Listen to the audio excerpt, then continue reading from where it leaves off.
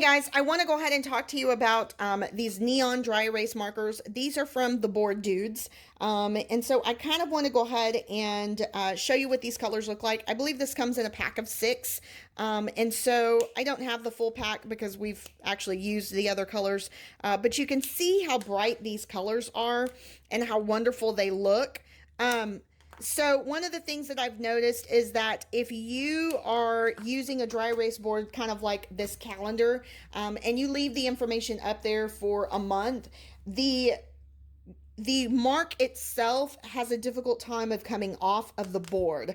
And so I just want to go ahead and put that out there so that you know, because one of the things that I've noticed is I happen to actually be using the orange color, and you can see it there. And no matter what I tried to do, I can't seem to go ahead and actually get those small remnants off. I have tried.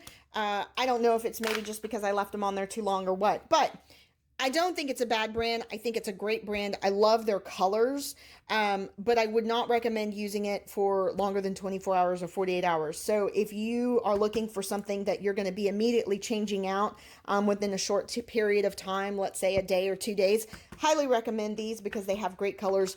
And then, of course, their tips are very thin so that you can easily write a good amount of information within a small space.